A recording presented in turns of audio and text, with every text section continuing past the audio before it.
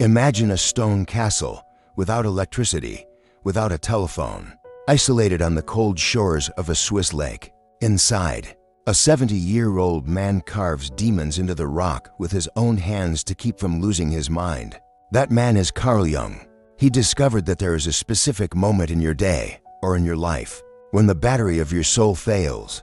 He called this abasement du niveau mental, the lowering of the mental level. When this happens, the doorman of your mind falls asleep, and the doors to hell, and sometimes heaven, swing open. What enters through that door when you are exhausted?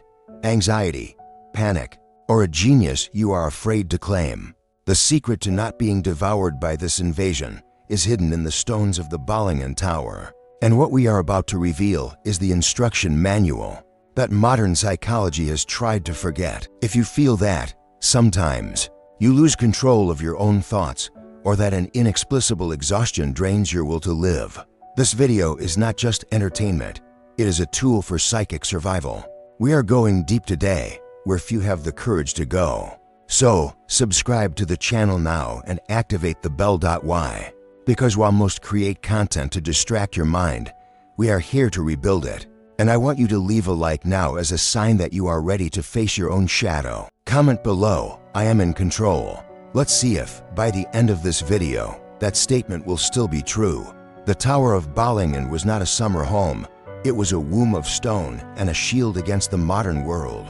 Jung realized early on that human consciousness is fragile, a small island constantly battered by the gigantic waves of the collective unconscious.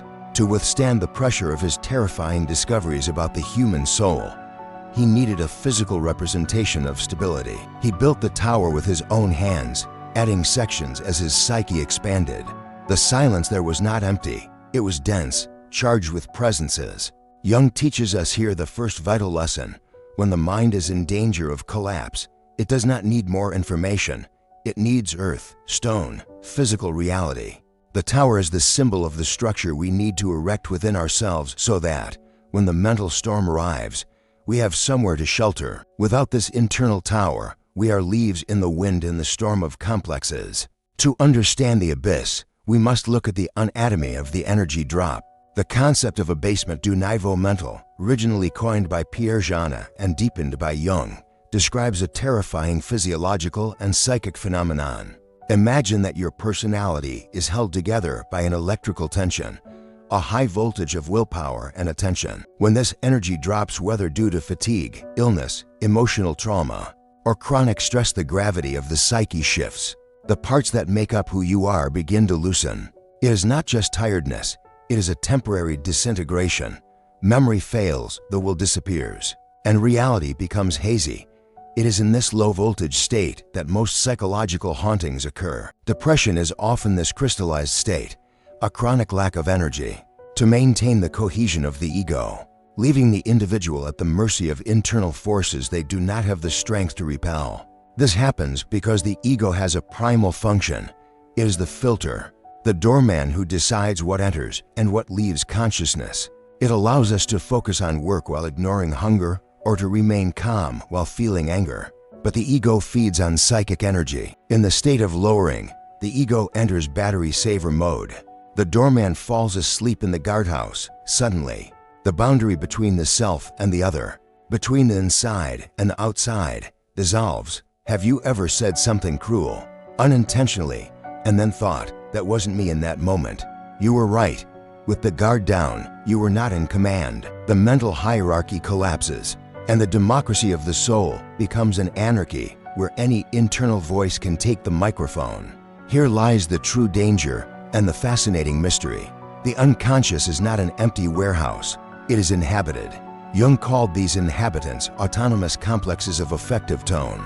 They are fragments of personality, traumatic memories, or repressed desires that gain a life of their own. When the mental level lowers, these complexes, which usually live in the basements, come up the stairs. They have their own will. They can make you feel overwhelming sadness out of nowhere, or homicidal rage for a trivial reason. At the tower, Jung dialogued with these figures. He understood that during the lowering, we are possessed by parts of ourselves that we have rejected. The sensation of invasion is real because they want to be heard. and they will take advantage of any moment of ego weakness to take control of the body and the voice. But where does the energy go when we feel drained?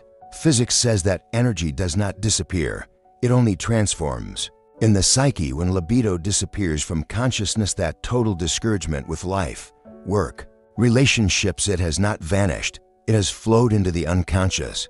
It has descended, and by descending, it overloads and activates the latent contents down there. It is as if the lights in your living room went out only to light up the basement, where the monsters live. The unconscious, now super-energized, begins to press against consciousness. That is why, in moments of great depression or exhaustion, we have vivid dreams, obsessive thoughts, or uncontrollable fantasies. Your vital energy is being used against you, feeding your fears and complexes, making them giants while you feel like a dwarf. However, this lowering of the mental level is the mechanism of madness, but it is also the mechanism of prophecy and visionary art. The difference between the psychotic and the mystic is that the mystic returns, and the psychotic drowns. When the barriers fall, we have access to the collective unconscious, the universal library of human experience. Artists, poets, and visionaries often induce this lowering to fish for ideas in this deep ocean. Jung, at Balingen, navigated these dangerous waters deliberately. He knew that great truths do not come from the rational intellect, but emerge from this primordial chaos. The risk is that without a strong ego to structure what was seen, the revelation becomes delusion. The tower was the anchor that allowed Jung to go and come back. So, how does one survive this invasion? Jung had a rigorous routine at the tower. He woke up, chopped wood, lit the fire, cooked, drew water from the well. These were not domestic chores, they were sacred rituals of grounding. When the mind is flying or sinking, the body needs to anchor in matter. Contact with wood, stone, fire, and water reminds the ego that it exists in the physical world. If you are suffering from anxiety or dissociation, the cure lies not in thinking more, but in doing something physical. Washing dishes, walking barefoot, painting, sculpting. The movement of the hands calms the ghosts of the mind. Jung teaches us that spirituality without ground is merely aerial neurosis. During periods of low energy, the shadow, everything we deny being, becomes visible. The calm person explodes in fury. The Puritan is invaded by lust. The optimist falls into nihilism. In Balingen, Jung did not run from this. He carved. He transformed these terrifying visions into art on stone. By giving form to the shadow, he removed it from within himself and placed it outside. This is crucial. What is expressed ceases to be dangerous. What is repressed becomes fatal. The mental lowering is the moment when life forces you to look into the dirty mirror. Accepting that we are also that weakness, that fear, and that malice is the beginning of integration. The tower is the place where the shadow is invited for tea, not as an enemy, but as part of the whole. The process does not end in the fall. The goal of the mental lowering, in Jung's teleological view, is renewal. The old structure of the ego needed to crumble because it was too small, too rigid. The collapse allows a new order to emerge, more flexible and comprehensive. After the storm of the unconscious, the energy returns to consciousness, but it brings with it pearls from the bottom of the sea, new insights, new creativity, a new maturity. He who survives the invasion of complexes and manages to integrate what he learned becomes denser, more real. He ceases to be a social mask, a persona, and begins to become an individual. The wall is rebuilt, not to block the unconscious, but to have a door that opens and closes at will. In the end, the tower teaches us that absolute control is a childish illusion.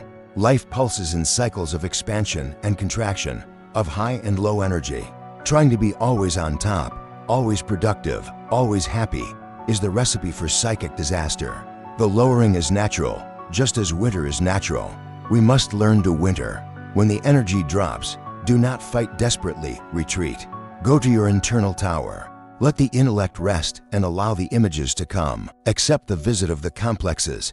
Listen to what they have to say, but do not hand them the keys to the house. The secret of Balingen is peaceful coexistence with the mystery that inhabits us. We are, at the same time, the resident and the house, the guardian and the invader. Ultimately, The Tower of Balingen remains not just as a stone monument on the shores of Lake Zurich, but as an invisible architecture within each of us. The lowering of the mental level reveals itself not as an enemy of our sanity, but as the secret architect of our wholeness.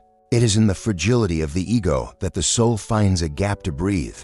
It is in the silence of gathered energy that we hear the truths the noise of the world tries to silence. The lesson we take away is not about avoiding the fall, but about learning to fall with dignity toward our own center. We spend our lives building walls to protect ourselves from what is out there, without realizing that the true labyrinth is on the inside.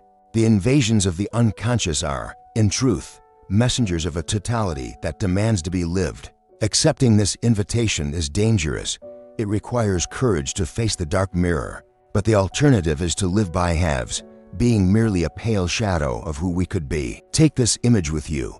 Your mind is the house, and the ego is just the doorman, not the owner. When the doorman sleeps, do not panic at the strange visitors who arrive. They bring ancient gifts, lost memories, and the key to chains you didn't even know you carried. True vital energy is not born of control, but of the fluidity between the light of consciousness and the fertile darkness of the unconscious. The secret is not to never lower your guard, but to know what to do when the door is open. Now, the invitation is made and the door is unlocked. If something in these words resonated in the deepest chambers of your being, if you felt the echo of a truth you already knew but had forgotten, then this is your moment to act. Do not let this perception dissipate in the fog of daily life. Like this video to mark your presence on this journey. Share it with that person who also seeks answers in the silence. And subscribe to the channel to continue unraveling the mysteries of the human psyche. The construction of your own tower begins now.